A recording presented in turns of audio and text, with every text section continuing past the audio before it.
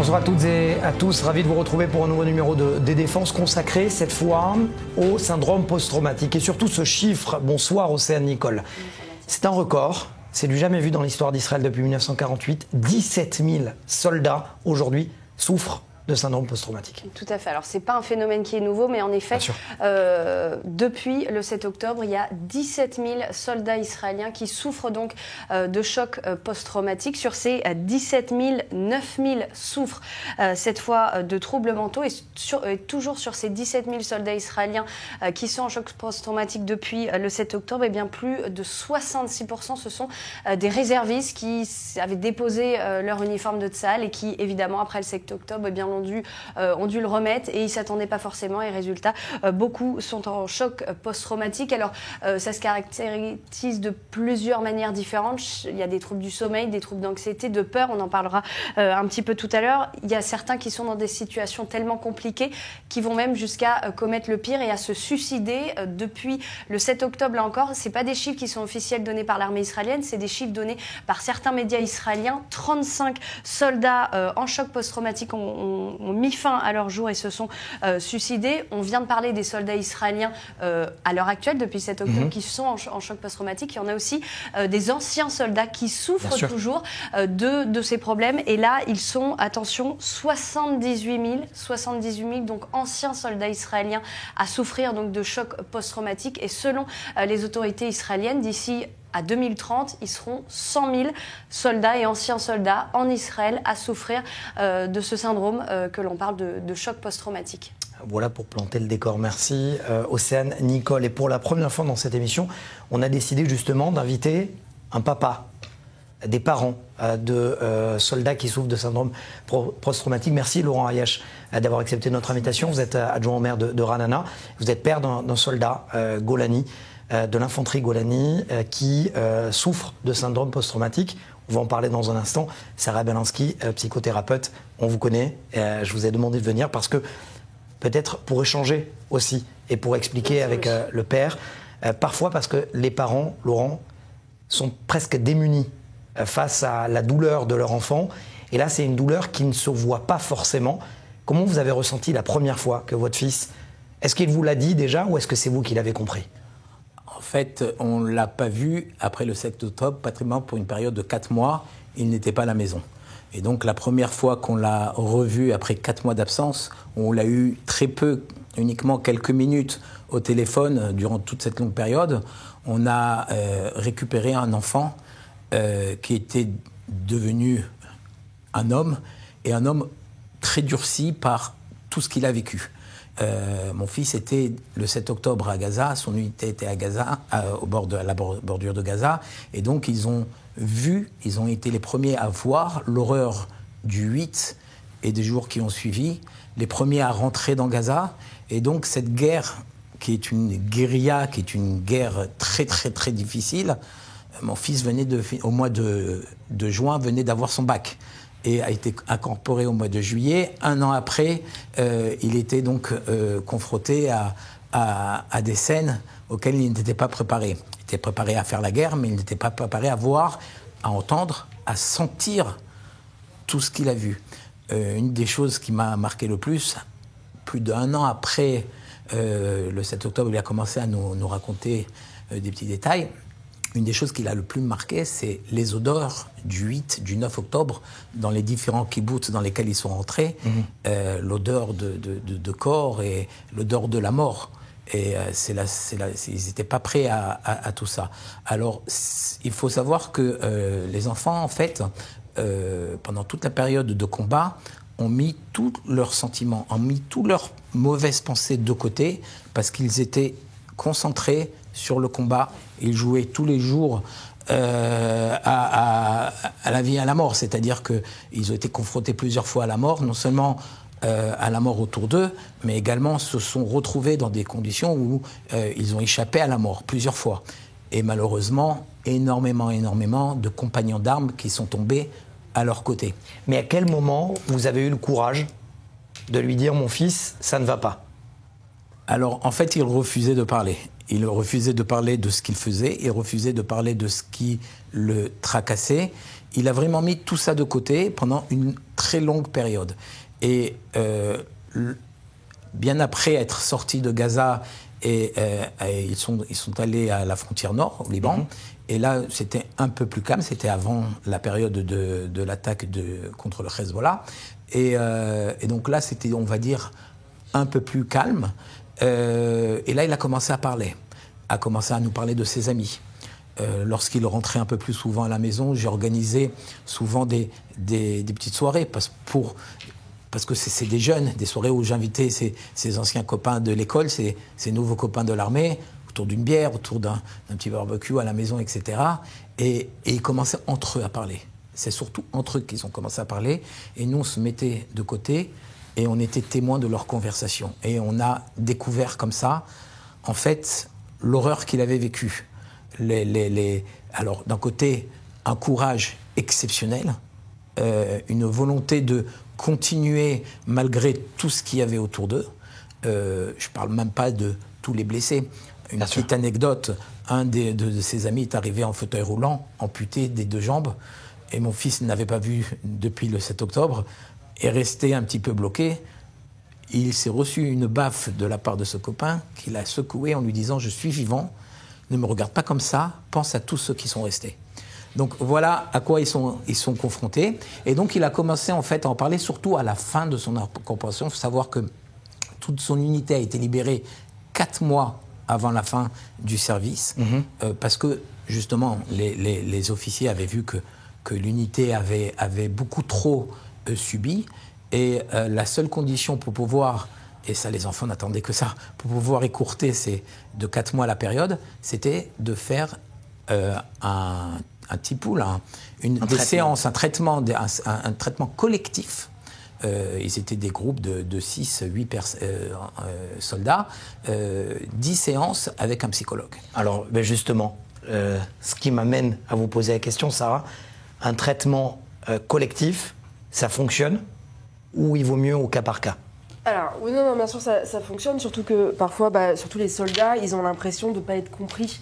C'est-à-dire que quand ils rentrent chez eux, bien qu'il y a beaucoup d'amour et il y a beaucoup d'envie de l'aider, ils se sentent quand même assez isolés. On ne peut pas comprendre ce qu'ils ont vécu. C'est quand même assez particulier, la guerre. C'est pas tout le monde qui va vivre ce qu'ils ont vécu. Donc c'est vrai que ça aide, peut-être pas pour tout le monde, ça va dépendre de chaque personne évidemment, mais ça aide en tout cas au début d'en parler en groupe, de voir qu'on n'est pas seul, parce que vous avez des soldats qui pensent être seuls dans cette problématique. Et le fait d'être en groupe, après, vraiment... Le PTSD, enfin le trauma, il ne va pas spécialement se guérir en groupe, il va se guérir individuel parce qu'il va être différent pour chacun. Mais le post-trauma des parents, parce que les parents sont aussi souffrent par ricochet de syndrome post-traumatique. Bien sûr, évidemment, aussi, c'est très dur. Et puis eux, pendant des mois, j'imagine que vous étiez sans arrêt stressés, angoissés de ne pas avoir de ces nouvelles. C'est clair, mais pas uniquement les parents. On a dans notre famille, mon petit dernier a 15 ans. Je vais vous raconter une anecdote qui s'est passée ce vendredi soir. En fait, il a énormément de mal à dormir. Ses 3 frères étaient au front pendant une très longue période. Et dans la semaine, on ne le ressent pas trop parce qu'il laisse tout le temps un écran allumé, une télé allumée, etc. pour pouvoir s'endormir et avoir toujours une image. Et donc le vendredi, nous n'allumons pas la télé respectons le Shabbat. Et donc, tous les vendredis, et encore ce vendredi-là, il vient vers minuit, 1h, avec un matelas, dormir à côté de nous, parce qu'il a besoin d'être accompagné. Il a 15 ans, il est très, très mûr et très mature, mais il a régulièrement des périodes d'angoisse et c'est ça le ricochet, Sarah, le ricochet. Là, c'est vraiment la famille qui a, là dans ce qu'on voit, dans ce que vous racontez. C'est pas que vous, c'est aussi le petit frère. Et c'est vrai que des fois, on va penser aux soldats, ce qui est tout à fait normal, mais on va oublier que aussi la famille, toute la famille derrière est aussi bien traumatisée et a aussi besoin d'aide. C'est clair. Alors, nous avons également contacté une maman. Nathalie Prochot, merci de répondre à nos questions. Vous êtes maman de 2 soldats, également de la brigade Golani, atteints de syndrome post-traumatique. Au quotidien, comment vous le vivez? Ça veut dire quoi pour vous? Ça veut dire quoi? Ça veut dire que, autant que maman, je ressens, parce que depuis le 7 octobre, j'ai mon premier fils qui était là-bas, le deuxième plus tard. Ça veut dire qu'on ressent ce que c'est le post-trauma en tant que maman. On voit ce qui se passe, on voit que par moments ils sont à la table le soir, on voit qu'ils n'ont plus l'habitude d'être à une table en famille. Toutes ces petites choses-là sont des signes de post-trauma. Ils veulent être qu'entre eux. Tout ça sont des petits signes de post-trauma. Lorsque vous m'avez contacté, Nathalie, vous avez dit que vous aviez besoin d'en savoir plus. C'est quoi? C'est une sorte d'appel à l'aide? Exactement, c'est un appel à l'aide pour eux, parce qu'en fait, parfois, il y a pas mal de choses pour aider nos enfants, mais on ne le sait pas. Il y a pas mal d'outils en Israël, mais nous, on ne le sait pas. Ne serait-ce que dans les plougas aussi, dans les plougas des combattants, on ne sait pas tout ce qui se passe en Israël, tout ce qu'on peut avoir pour nos enfants, puisque c'est quand même primordial. Depuis le 7 octobre, ça fait presque 2 ans que nos enfants sont en guerre. Ce sont des enfants entre 18 et 20 ans. Qui vont avoir besoin de soins pour après se reconstruire sur la longévité de cette guerre. C'est vital, primordial. Voilà. C'est quoi aujourd'hui votre message à ceux qui minimisent le post-trauma et peut-être ceux qui l'instrumentalisent? Exactement, parce que moi-même, je me suis fait former, je suis connue aussi en Israël sur ça depuis 7-8 ans sur une pratique qui est le neurofeedback, qui est une méthode de bien-être naturel. D'ailleurs, que je fais, je le redis, bénévolement depuis le 7 octobre chez moi. Je me suis occupée de soldats, de familles de ces soldats, parce qu'effectivement, ça touche toute la famille, je suis bien placée pour le dire. Et que mon message est surtout ça, c'est qu'il ne faut pas prendre ça à la légère. Ce sont nos enfants. Et moi-même, qui m'occupe de ça, ce sont mes enfants, ça doit être fait par des étrangers. Il y a pas mal de formules, pas mal de choses en Israël qui ont été faites, mais en fait, on n'est pas au courant.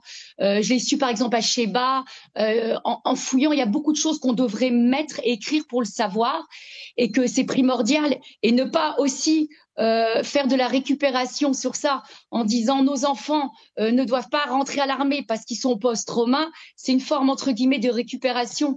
Ce n'est pas vrai. Moi qui suis pareil maman de soldat, c'est l'inverse. Nos enfants, ils veulent qu'une chose, c'est retourner pour défendre notre pays. Et il est en train de se passer quelque chose qui me dérange, c'est une sorte de récupération. Effectivement, on dit que nos enfants ne doivent pas rentrer parce qu'ils sont en post-trauma. C'est deux choses distinctes.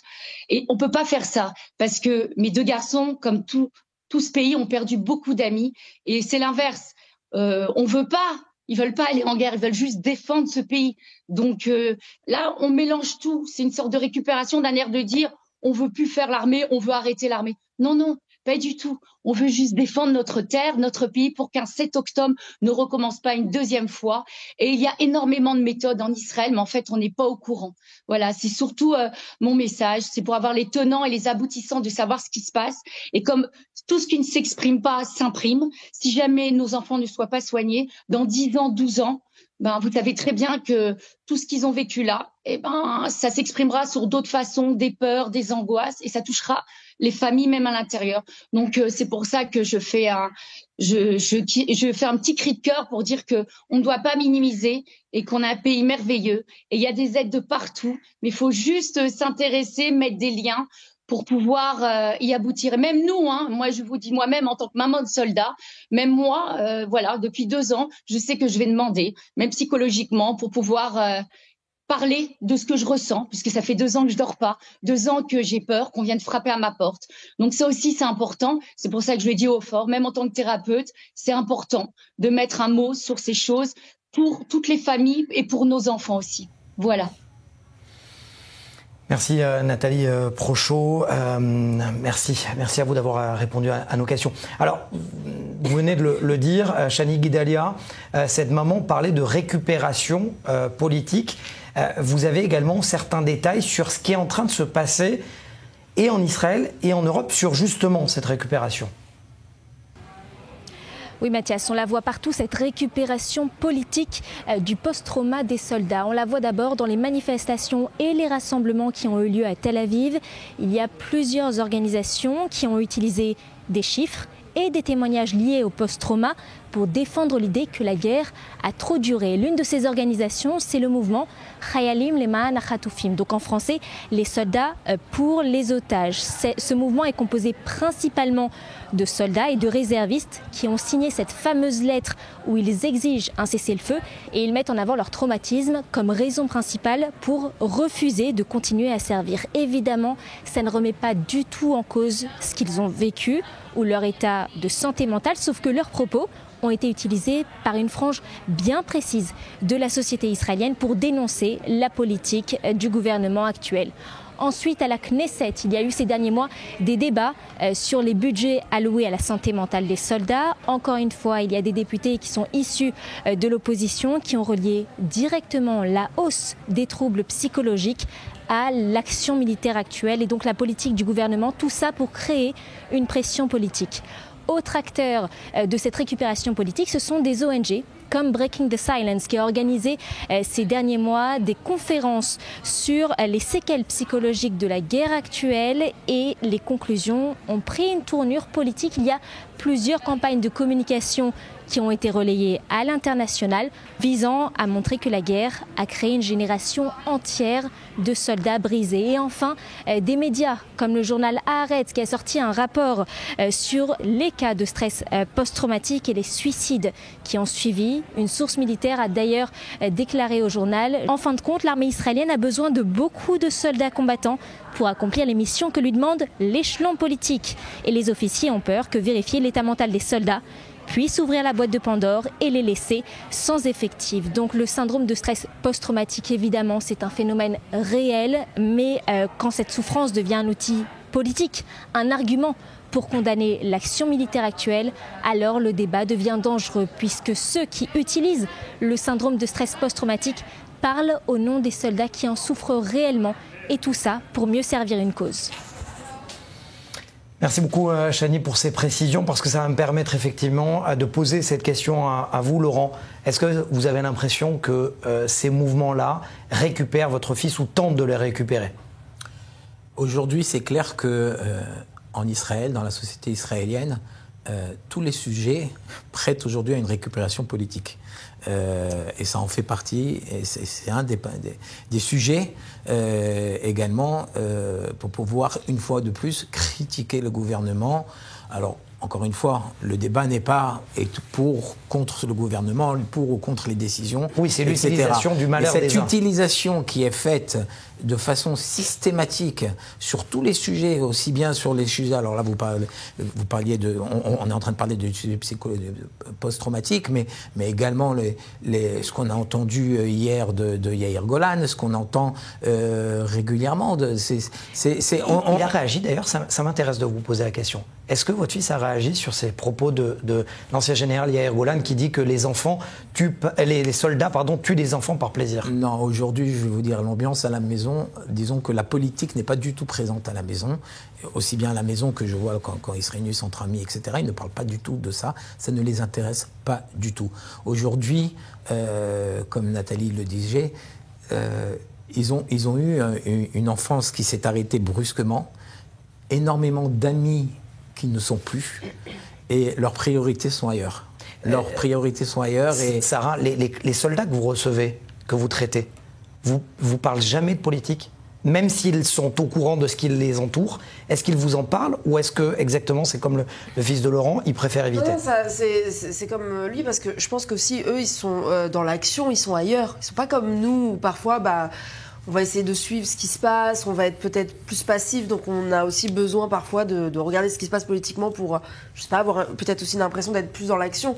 Eux, ils le sont vraiment dans l'action. Donc eux, ils font ce qu'on leur demande de faire. C'est intéressant quand vous avez dit au début, il a mis tout de côté, parce qu'ils sont tellement dans le moment présent, et puis il faut qu'ils donnent le meilleur d'eux-mêmes. Ils n'ont pas le temps spécialement de penser à des choses comme la politique. Donc ça veut dire que les propos de Yair Golan, les propos ce matin d'Ehud Olmert qui dit que Israël est en train presque de commettre hier matin, des actions de crimes de guerre, ça nous touche peut-être plus au grand public qu'à ceux qui souffrent. même s'ils les récupèrent en même temps. Bien sûr, mais parce que eux, ils sont totalement ailleurs aujourd'hui. Je veux dire, quand ils sont en pleine guerre, je veux dire, ils sont en train de... ils sont dans une action différente de la nôtre et donc ils sont pas connectés du tout à ça. Mais est-ce que les politiques savent, psychologiquement parlant, qu'ils sont en train de récupérer politiquement ceux qui souffrent ? Est-ce que eux, les politiciens, ils le savent ? Je pense que quand même, ils en sont quand même un minimum conscients. Mais surtout qu'en fait, on ne sait jamais les conséquences qu'il va avoir de finir une guerre ou pas. Vous savez, en Afghanistan, quand la guerre s'est arrêtée, quand les Américains, soldats américains ont quitté, et que le lendemain, les talibans sont venus tout prendre, et les soldats américains ont été traumatisés de ça. Parce qu'ils ont eu l'impression que tout ce qu'ils avaient fait n'avait servi à rien. Et aussi, comment on va la finir cette guerre, ça va jouer énormément sur l'état, la santé mentale de nos soldats. Parce que s'ils ont l'impression qu'en fait tout ça n'a servi à rien et que demain le Hamas revient à lui-même, ça va être aussi terrible. On ne sait jamais les conséquences que ça a après sur la santé mentale des soldats. Laurent, c'est important ce que dit Sarah. Vous dites que la politique n'a pas sa place à la maison. Oui. Et pour autant, je ne connais pas une seule famille en Israël qui ne parle pas. Qui ne parle pas de politique. Oui. On va dire qu'on est un petit peu écœuré par la politique. À titre personnel, en plus, j'ai un statut politique. Ben oui, vous êtes adjoint au maire de Granada. Au niveau local. Alors, j'étais adjoint au maire. Je vais reprendre les affaires là très, très, très prochainement. Mais disons qu'on est un petit peu écœuré, à titre personnel, quel que soit le bord. Quel que soit le bord, aujourd'hui, on est en guerre. Nos enfants sont en guerre. J'ai mon aîné qui vient de finir 62 jours de Milouim. Et donc, c'est une moyenne d'âge, on va dire 25-40 ans. Donc, des pères de famille. Lui-même est devenu père de famille. Pendant cette période de 60 jours, il a dû l'interrompre pour assister à l'accouchement de sa... Là maintenant, de sa première fille. Ils ont été libérés mardi. Donc, hier, ils ont été libérés. Et on en parlait hors antenne. L'armée, par rapport à ces histoires d'aide psychologique, l'armée a mis en place 2 jours, toute l'unité va se retrouver à l'hôtel, où ils vont avoir des psychologues à leur disposition, des physiothérapeutes, énormément de médecine alternative, etc. Là, vous parlez du plus jeune. Du plus grand qui est en Milouim. Oui, d'accord. Oui. Non, le jeune a été libéré pour une longue période, parce que justement, ils ont été libérés en Afchi. Toute son unité. Psychiquement. C'est-à-dire que toute l'unité, on les a laissés tranquilles. Ils ont, encore une fois, violence des combats, la perte de pratiquement la moitié de la compagnie, depuis le chef de la compagnie, enfin vraiment à tous les grades ont été touchés et durement.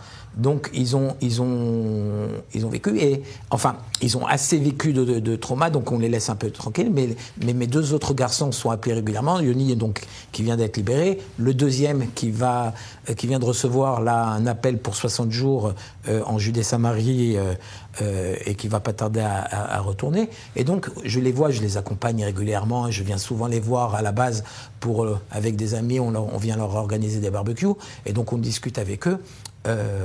Il y a de tout. Il y a de tout dans ces unités. Et il y a des gens de droite, des gens de gauche, des religieux, des non-religieux. Et on ne parle de tout sauf de ça. On va plus parler du dernier match de foot, de la prochaine finale, de beaucoup d'autres sujets. Mais la politique n'a pas de place au sein des militaires. Alors, on parlait de Yair Golan. J'ai vu quelques vidéos circulées de militaires qui ont réagi. Ils ont réagi de façon humoristique. Oui, pour la fameuse... En se moquant un petit peu, mais ils étaient en train de jouer au Chèche-Bêche mais ça ne va pas plus loin et ils ne rentrent pas dans le débat. Océane, en préparant cette émission, on a vu un chiffre aussi, 3 millions d'Israéliens aujourd'hui, des civils israéliens, on sort un tout petit peu du cadre de défense, qui souffrent de post-trauma. Comme nous tous, je pense. On a tous vécu le 7 octobre, on connaît tous des gens qui connaissent des gens qui sont ou survivants des 7 octobre ou qui ont été tués au combat, et je pense que tous les Israéliens le sont aussi. Et évidemment, là on parlait des soldats, mais tous les Israéliens sont en choc post-traumatique, et je pense qu'on le sera peut-être plus tard, dans plusieurs années, là, étant donné qu'encore une fois, on est encore dans cette guerre, on le vit quotidiennement, j'imagine que malheureusement... C'est la fin de la guerre qui va nous montrer vraiment le vrai résultat. Hein. Mais j'insiste parce que c'est important. Est-ce que, avec toutes les tribunes qui sont publiées en France, les déclarations de politique sur tel ou tel parti qui souffre, est-ce qu'on n'est pas en train de jouer avec le feu de personnes qui souffrent vraiment ? C'est vrai, vous avez totalement raison. Et puis surtout, ce qui est le plus important, c'est comment les aider. C'est-à-dire qu'ils ont besoin vraiment d'aide. Psychologiquement, ceux qui sont en post-trauma, c'est plus d'ailleurs l'aide est rapide, moins le traumatisme reste profond. Donc en plus, c'est vrai qu'on s'éloigne du sujet et que la seule chose qui est importante, c'est comment aider ces soldats-là, psychologiquement. Mathias, deux petites choses par rapport à ce qu'il vient de dire, par rapport à la traumatisation de toute la population israélienne. Tout d'abord, toute la population israélienne vit les alertes régulières au milieu de la nuit, et donc se lever au milieu de son sommeil pour aller rejoindre une place sécurisée avec un bébé, avec une personne âgée, avec on attend toujours le nombre de blessés, pas de blessés par le missile, parce que on a un gouvernement qui a réussi à nous protéger, les anciens gouvernements et l'actuel, à nous protéger avec le dôme de fer, mais les gens qui se blessent en arrivant par la panique. Deuxième petite remarque, il n'y a plus de feux d'artifice en Israël. Nous venons de fêter la fête de l'indépendance en Israël. Je suis dans les affaires municipales, et donc ça fait déjà plusieurs années que tout ce qui est feu d'artifice, pétard, est complètement interdit, parce que le moindre son peut faire entrer en panique et déclencher une panique, aussi bien chez un militaire que chez un civil. Merci Laurent Ayache, merci Sarah Belansky. Je suis obligé de dire aussi que vous êtes un projet de créer un bâtiment de résilience à Ra'anana. À Ra'anana, un Beth Chayal, pour justement venir en aide aussi bien pour les parents que pour les Chayalim, et ce sera un projet magnifique qui sera tenu par les familles qui ont perdu un enfant. Bravo. Merci Laurent Ayache, merci Sarah Belansky, merci Hossein, Nicole. C'est la fin de ce Défense, on se retrouve très vite.